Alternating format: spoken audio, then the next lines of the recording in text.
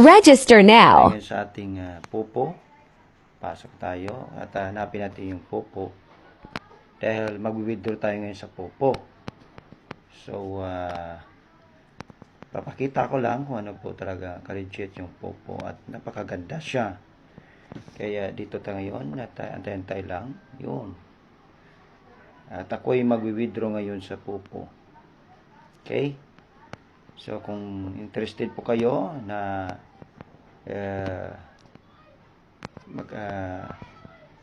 mag-register sa Popo, mayroon po akong link dyan na ilalagay. So, ito ngayon, mag-withdraw tayo. Mayroon po akong 130,000 points. Okay? So, withdraw natin. Magkano bang equivalent ng 130,000? So, ito'y katumbas ng $13.11. So, withdrawin natin yung $13. Okay? So, dito ngayon, click natin yung, kung gusto naman nating exchange points for coins, pwede yun. Pero, bilang tutorial, papakita kung paano mag-withdraw ng okay, add. So, mag-add muna tayo. At ilagay ko natin yung i-bind natin yung Gcash ko. Alright. At bago yan, susulat yung account. Okay. So, ito po ay sasabi dito na please make sure your Gcash number is valid. The name is only for reference. Please check your account limit before withdrawal. Okay? So, ngayon, withdraw natin yung $13. Kaya, okay ng number ko. Gcash, pangalan ko. Then, submit. Yan. Bind successfully. So, ngayon, withdraw natin yung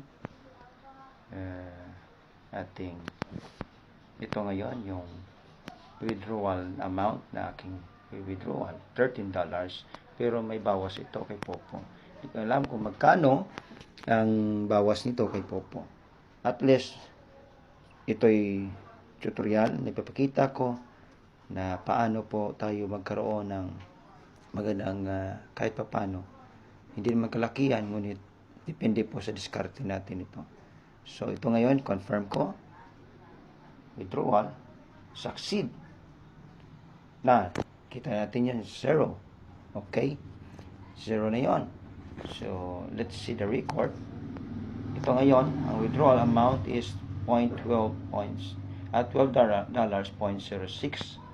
ang aking na-withdraw. So, under review pa ito.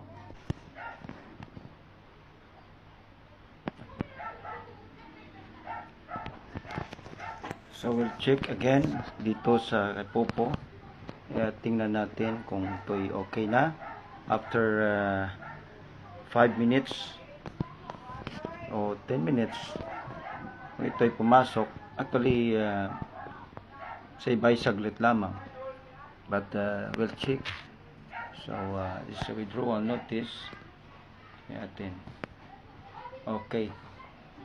Itong sabi dito is you have initiated request for system reviewing. So, na-send yung $12.06. So, ito na yon.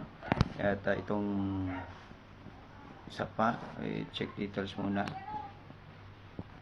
Okay, ito yon. So, that is a payment to be confirmed. At sabi pa dito, your withdrawal has been reissued. Oh, please check whether the funds have arrived. Medyo may issue yung aking Gcash.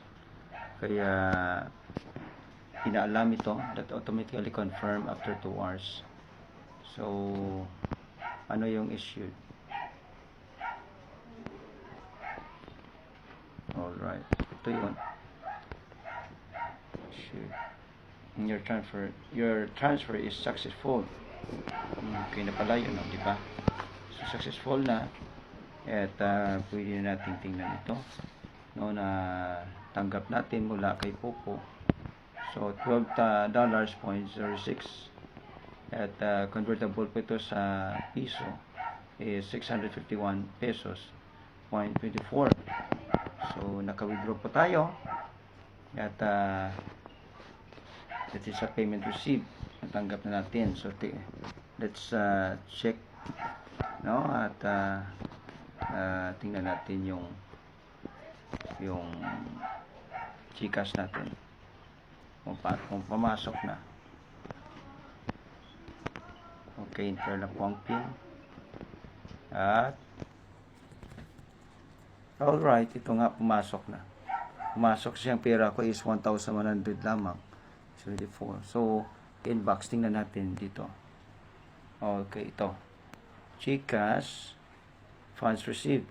You have received 651 pesos of GCash from ayun na.